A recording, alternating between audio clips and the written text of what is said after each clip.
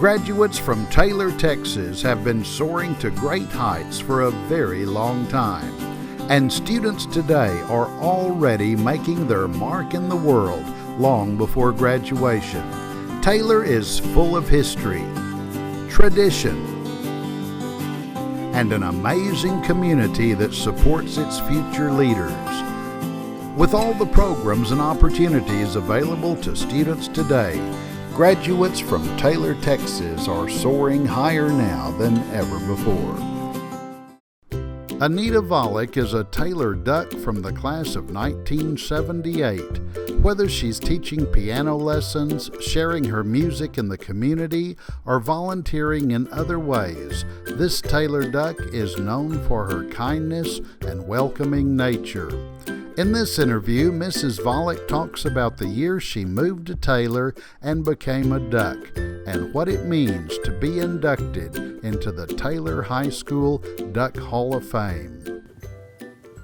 Our special guest today is Anita Allen Volek, 1978 graduate of Taylor High School, accomplished musician, Taylor School Board member, and a Duck Hall of Famer. Anita, welcome and thank you for being with us today. Well, thanks, Tim. Thanks for having me. I appreciate it. Now, you weren't actually born in Taylor, but you got here just as soon as you could. As quickly as I got moved here. Let's put it that way. As soon as you got moved here. Yes. So tell us a little bit about the year you moved to Taylor and became a Duck. Okay.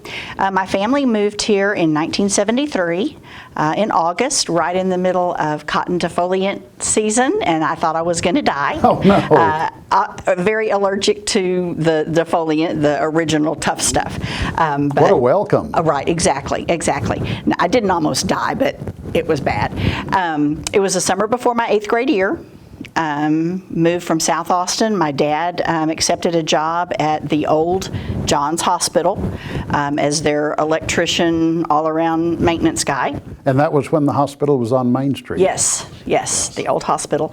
And I had to come with him. So that's what got us to Taylor. And so when you arrived here, you were in middle school? Yes. On 7th Street? Yes. The old 7th Street campus? The old 7th Street campus, yeah. yes. So was it difficult fitting in as a new student? You know, Tim, it really was. I was one of 3 new 8th graders that year, and so it was hard to break that ice.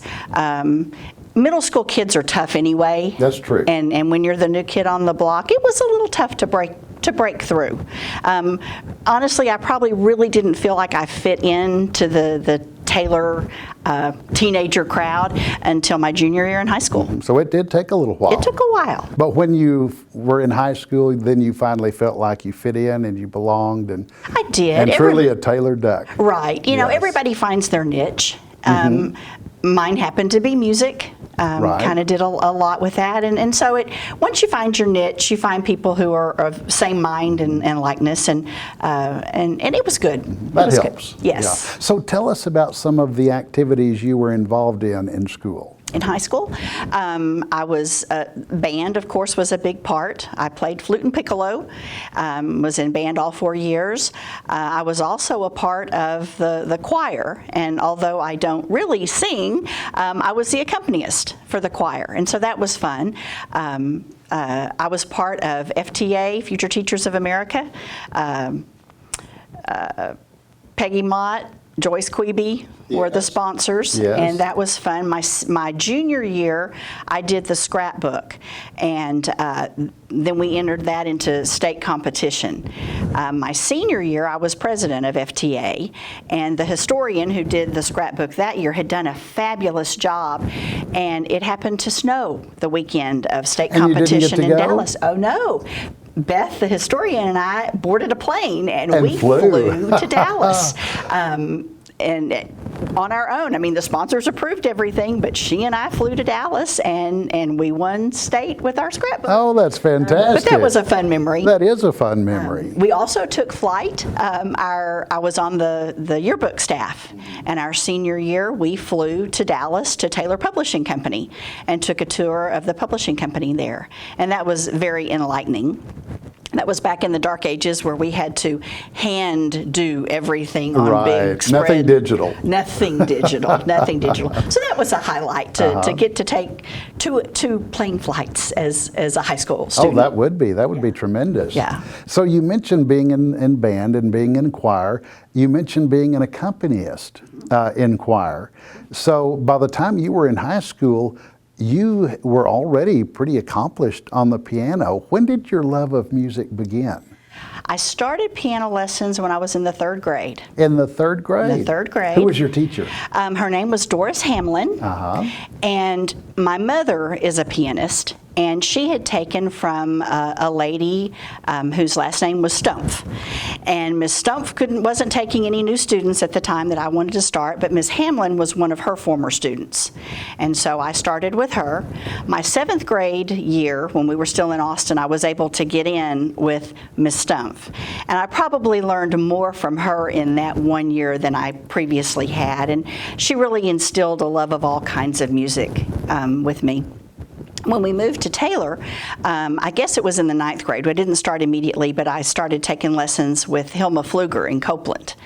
And I took from her, also did some organ lessons with her because I had never done anything with the organ, and she was an accomplished organist. So that was a turning point for me, doing something just a little different. I started playing the piano for First Baptist Church when I was 16 years old. As a teenager? As a teenager. Yeah. The regular pianist went out for maternity leave, and they asked me if I would fill in for her, and I was scared to death. But it worked, and things just kind of progressed, and I'm still there doing that today, Tim. So how many years? Well, a lot. A lot. A little over 40 years total. A little over 40 years, wow. And then you teach piano lessons. I do. This year I will have my 35th piano recital. I've taught full-time and steady since 1992. Did a little bit part-time before that, but it's been my part-time job since 1992. Well, you've taught a lot of young people how to play the piano. I have. You know, we will go to a gathering, and it's like, I had that one, and I had that one. And the great reward to that is when I see them take their music and do something else with it. You know, I've got a couple of kids, young ladies who are musicians at their churches. One actually plays in a Christian band. So it's fun to see that happen. I currently have 4 high school seniors who are still taking, and that's an accomplishment because most of them stop about middle school. Other things, well, things get so busy. They get busy and they have to pick and choose. But in this group of seniors, I've got 2 or 3 of them who want to be band directors. So, they are truly dedicated. Exactly, and they love music, and that's my whole point, is to instill that love of music into them in some form or fashion. Oh, that's important. That will stay with them for so long. Exactly. I tell my junior high girls when they tell me they're going to stop to do gymnastics or whatever, I laughingly tell them, when you're 45 years old, you're not going to be able to do cartwheels down the hallway, but you could still play the piano. That's true. That's true. Anita, I've heard your recitals called beautiful events. Tell us a little bit about those recitals. That stems from the piano recital that I participated in with Miss Stumpf. There were probably 25 students at the time, and she had it in her home in the university area of Austin, and she would bring out crystal plates and pretty glassware and for the reception, and she was just very polished and professional in everything that she did, and that's just kind of carried on to me. I like to have all my students at one time, which the older they get and the farther along they get in their studies takes a little more time. But I want the younger ones to see what the future could hold for them when they hear the older ones. I want the older ones to remember where they came from when they hear the little beginners play a little 30-second song. And I like to cover a wide variety of music. We have different themes sometimes. We've done Disney. We've done patriotic, we've done movie and TV, we've done classical, and it's a pleasure for me. People ask me, oh, does it stress you out? Are you glad it's over with? And it's really not pressure on me. I just enjoy sharing the love of music and watching my students show their love of music to their family and friends. And what a wonderful memory for both you and the students. Right, I hope so. Yeah. That's neat. Well, going back to your schooling at Taylor High School and even Taylor Middle School, who were some of the teachers you remember? The ones that stand out, Joyce Quebe was my algebra teacher. Yes, and I had her too. she was great. She was great. I had some wonderful English teachers. Peggy Mott was my sophomore English teacher. My class was actually a part of what the prelude to AP classes were. We had an English class that was called Project Go. I remember that. And my senior class was the first Project Go class. And it was Miss Gocher. Yes. And Patty Clark yes. were the junior and senior English teachers.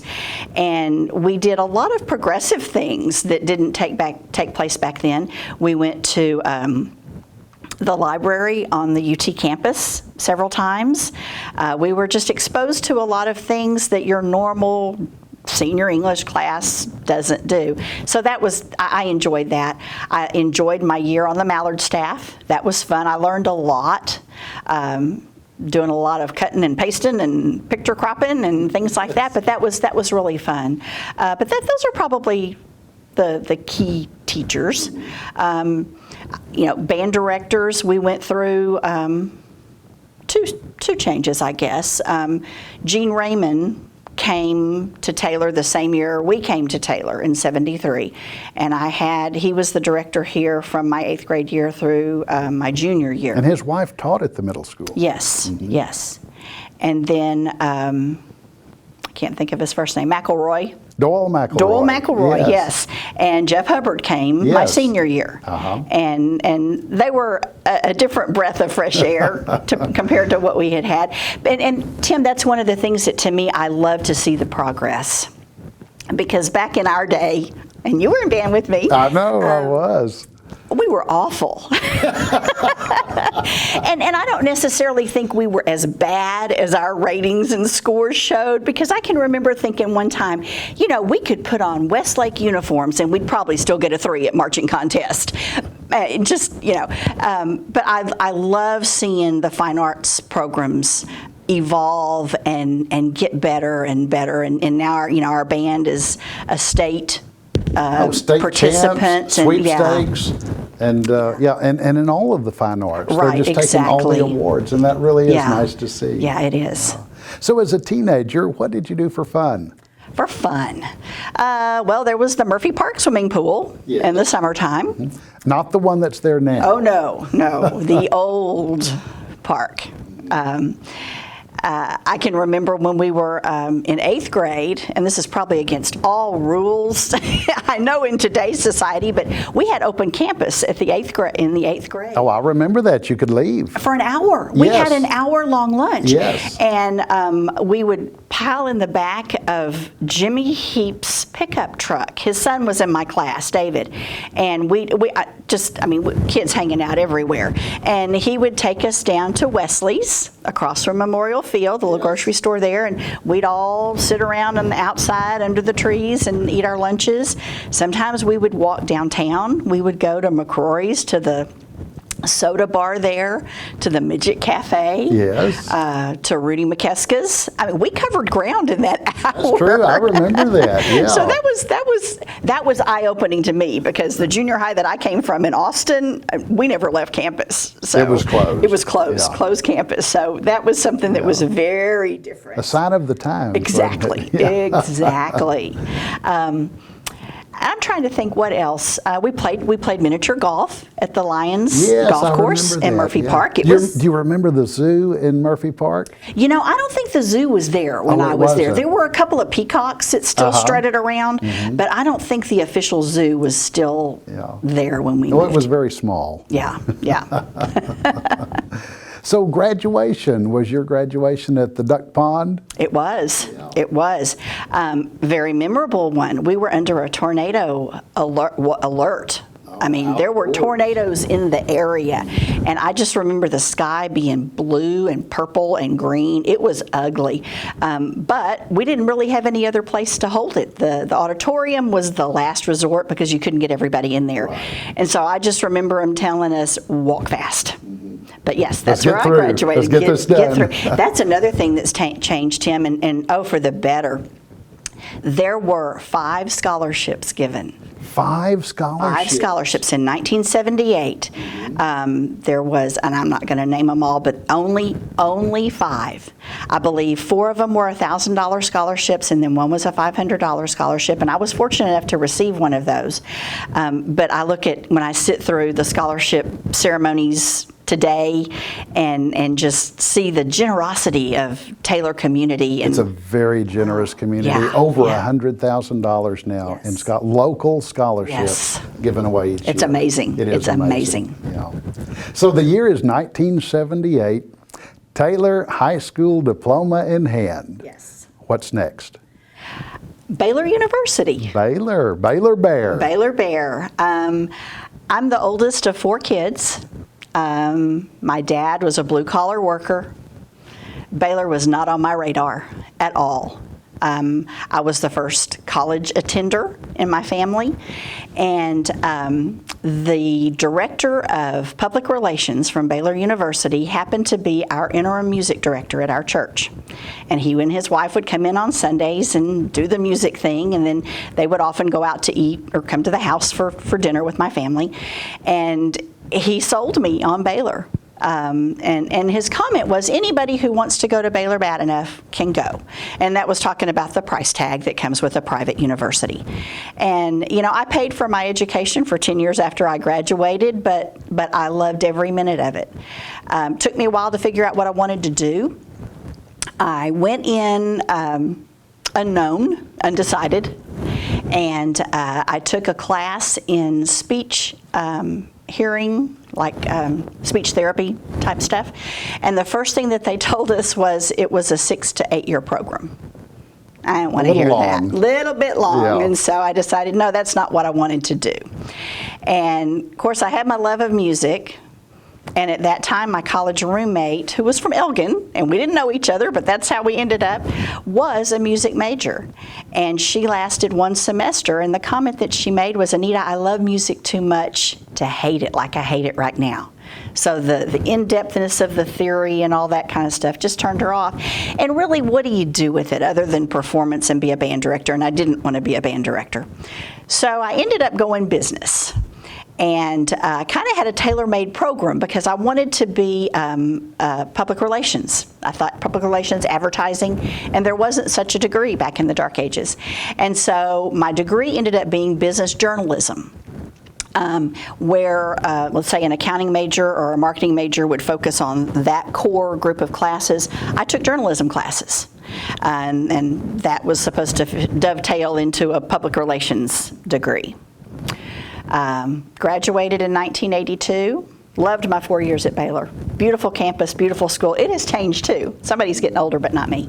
And 1982 was a difficult economic time, and there was not a whole lot of hiring going on. I was fortunate enough to have a summer job with Texas Power and Light Company, which is now TU Electric, which was available all 4 years that I was in college. And I had 1 summer left. And so the manager there said, well, come on back and work your last summer, and we'll let you off to interview and that kind of stuff. Well, that just kind of evolved into I stayed there. And so I worked the accounting front desk at Texas Power and Light Company until 1992. And that was in Taylor? That was in Taylor. They're on Main Street. Yeah, they're on Main Street. You know, when I graduated from college, it was going to be Taylor in my rearview mirror. But you came back. I came back. So did you continue to pursue music?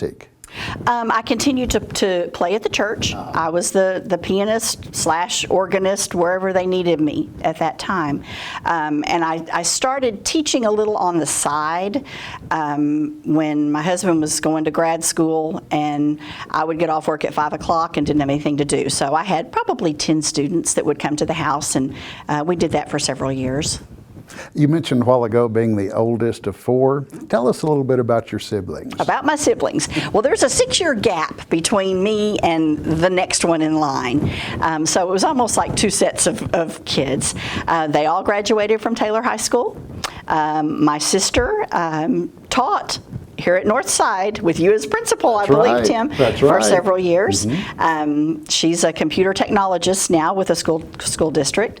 My oldest younger brother is the principal of the Houston Fine Arts High School. He's got a dream job for anybody that loves the arts. They've just built a gorgeous new building in Houston, and he's having the time of his life. And then my youngest brother, and this shocks people because anybody that knew Russell as a kid isn't going to believe what I say. He's a preacher. And he and his family live in Austin. And my parents are still here, still in the same house that they moved into when we moved to Taylor in 1973. Right? Yes. Yeah. Still Taylor Ducks. Still Taylor Ducks. So when did Danny enter the picture? Danny entered the picture in the summer of 1982. He's born and raised Taylor. He went to Baylor, but he's a little older than I am, so our paths never crossed.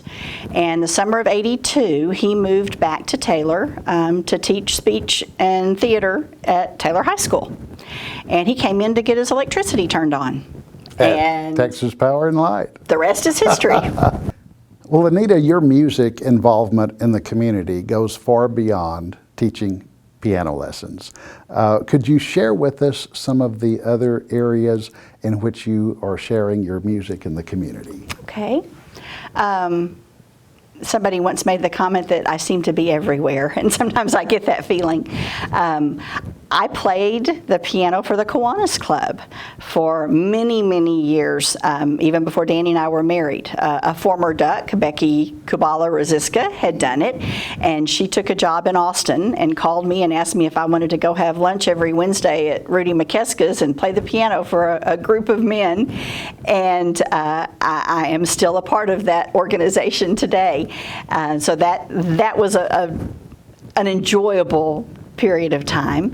I've played for baccalaureate services at the high school. A couple of times that we've had to do graduation inside, and it wasn't feasible to have the band there. I've played piano, pomp and circumstance for graduation classes.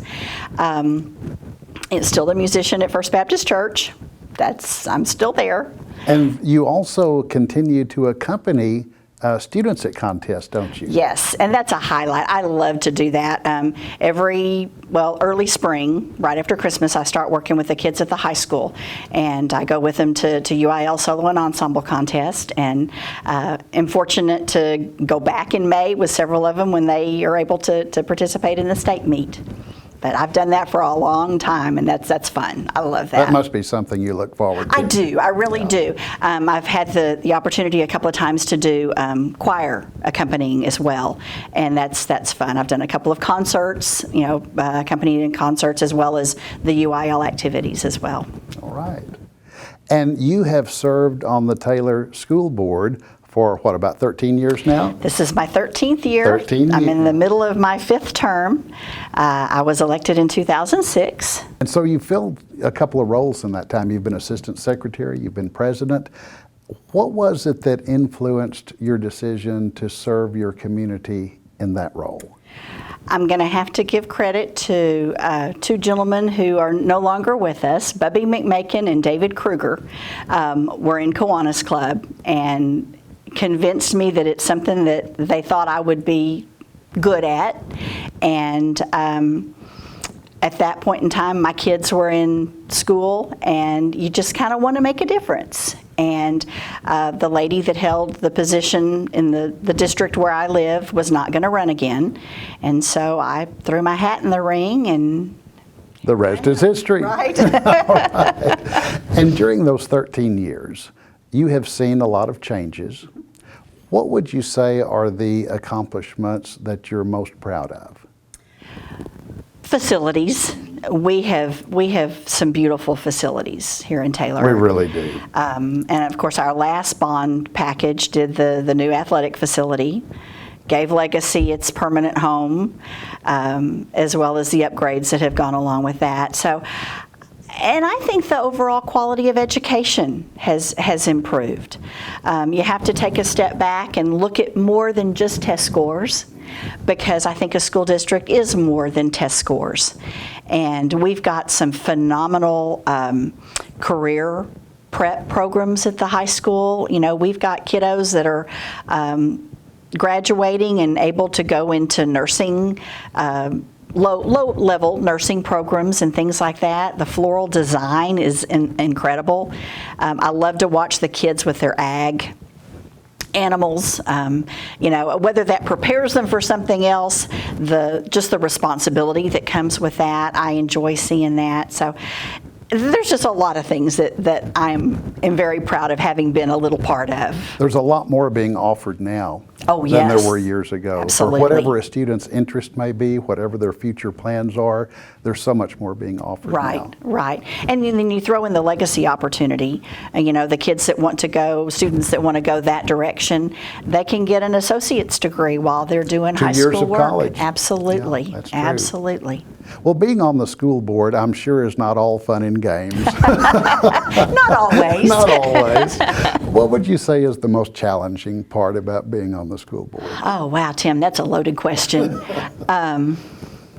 You know, I just think the hardest part for me when I first got on the board was realizing what we couldn't accomplish as a board. You know, I think community perception thinks that you can get on the board and change the world. And there are lots of strings that keep you from doing that. There's a lot of state mandates that keep you from doing that. You're not going to please everybody, and I think that's a hard part. We've had, over the last 13 years, we've had to make a few really tough decisions, that the community didn't agree with. To me, that's the hard part, because I'm a people pleaser, and it's hard to go against perhaps the public opinion and do what in the long run you feel is the best for the district and the students. Right. That would be a challenge. Yeah. In your nomination for the Duck Hall of Fame, your classmates mentioned your volunteer service in the community. Could you tell us a little bit about the different groups and events that you have volunteered with and what you enjoy most from that service? Okay. Well, school board is a volunteer event, so we'll chalk school board up. The Kiwanis Club has done a lot of different drives and events that I've been able to be a part of. I do a lot with my church.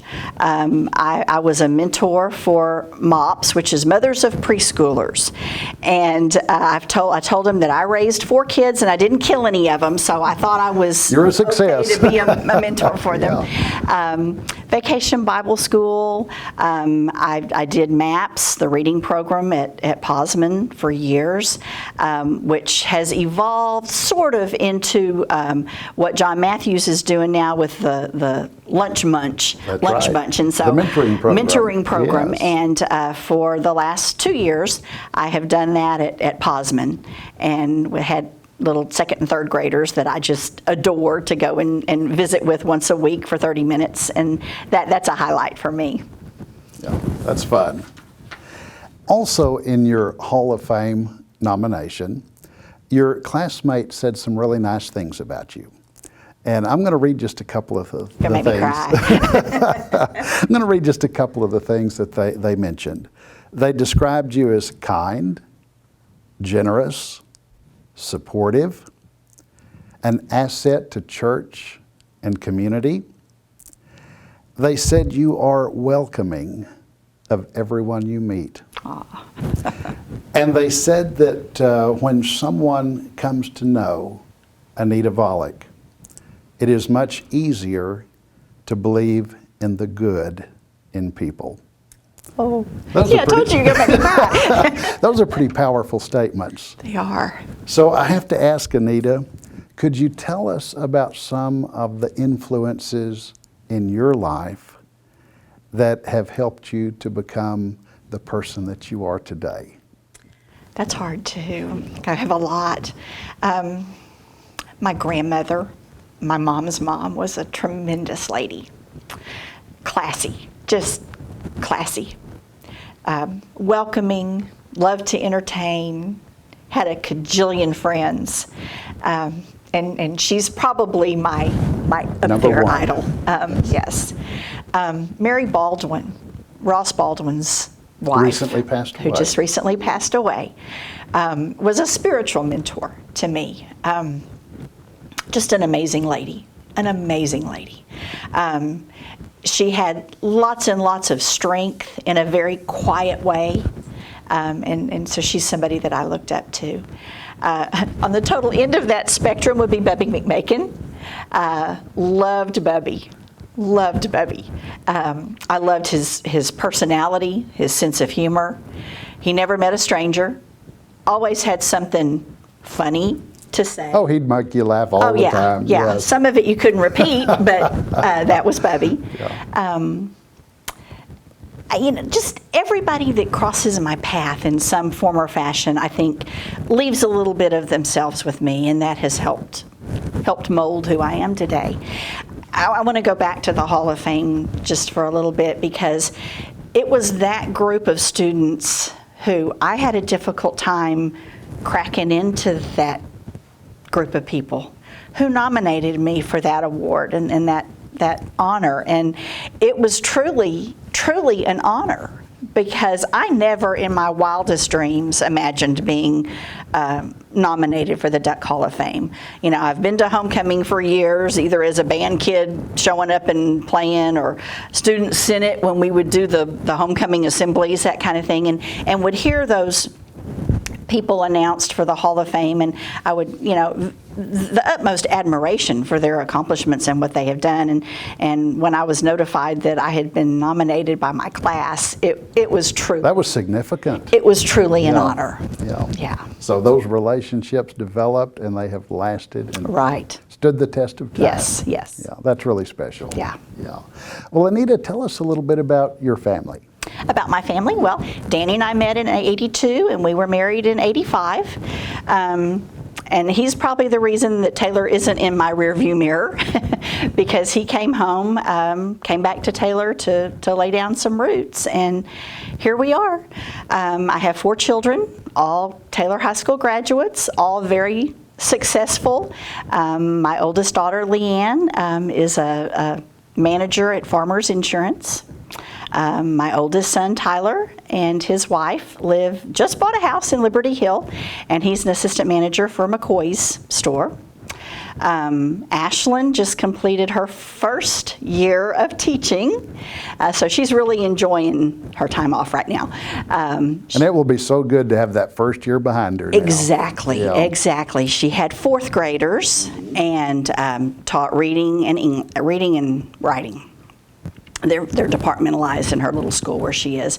And she's going to stick it out and do another year there. I think that's wise. But to say she enjoyed it is probably not a true statement, but she learned a lot. Well, that's what that first year is all about. Exactly. Her ultimate goal is to be a counselor. And so she's going to spend the years in the classroom that she needs to. And who knows, she may change her mind and decide to be a forever teacher. Who knows? And then my youngest, Dayton, is just completed his 3rd year at Baylor University. He's an accounting major. He's doing an internship in Grapevine this year, and he's doing a 5-year master's program. So he's got 2 more years of college to go. But the education and the lifestyle that they enjoyed here in Taylor has carried them on postgraduate and into life. Prepared them well. Exactly. Mm-hmm. So is it safe to say that the Volek family can be seen at Baylor games? Yes, sir. We are proud season ticket holders and have been since Leanne was a freshman many years ago. We have seen the good, the bad, and the ugly. But it's a safe, comfortable home for us, second home for us. Yeah. So Baylor yes. fans. Yeah. Now, isn't it true that you're also a fan of the Oak Ridge Boys? Oh gosh, Jim. I am an Oak Ridge Boys fan. Yes. wasn't my first concert to go to. Barry Manilow was my first concert to go to. But I have seen the Oak Ridge Boys many, many times. And as they get older, I always think, oh, I need to go because they may not do this anymore. I need to go. So yes. Well, they're getting close to retirement age. Oh, but they don't say so. What's your favorite song that they do? Oh,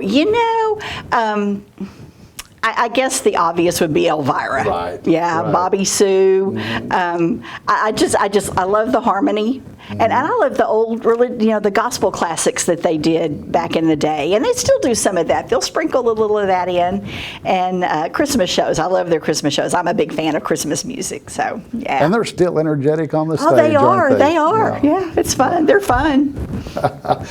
Anita, you are a true Taylor Duck.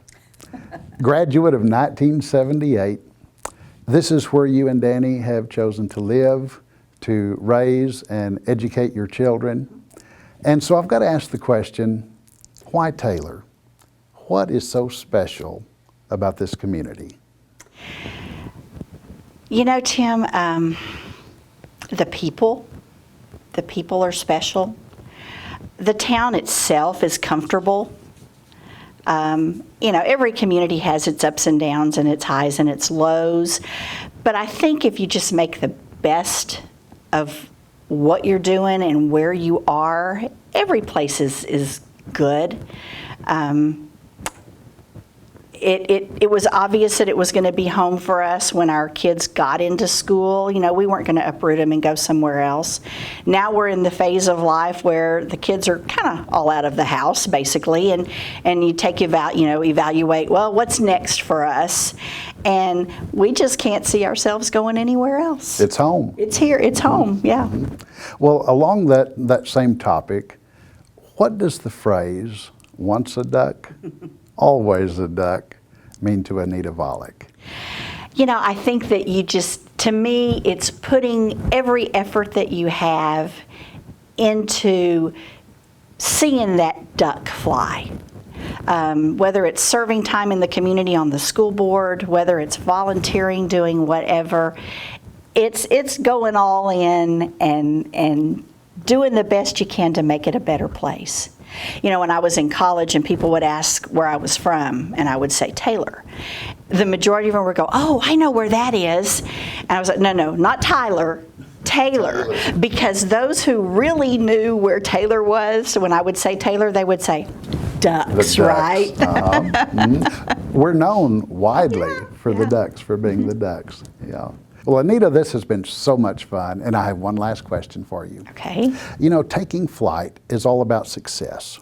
This series is all about soaring high and making a difference. And so I like to ask our guest at the end of the program to share a piece of advice that they could share with others.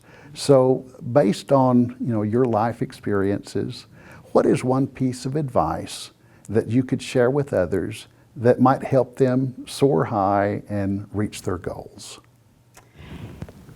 Tim, I think as I've thought that through and how my life has played out, not thinking this was going to be where Taylor was going to be my home for forever, I think it's bloom where you're planted. Take where you are and make it a beautiful place. Be true to yourself. And that plays into blooming where you're planted. Just be yourself, be true to yourself, and make where you are a better place. And that has certainly worked for you. It has. Yeah. Anita, thank you so much for being on the show today. This has been a pleasure. It's been fun, Tim. Thank you. And thank you for joining us for this episode of Taking Flight. We'll see you next time.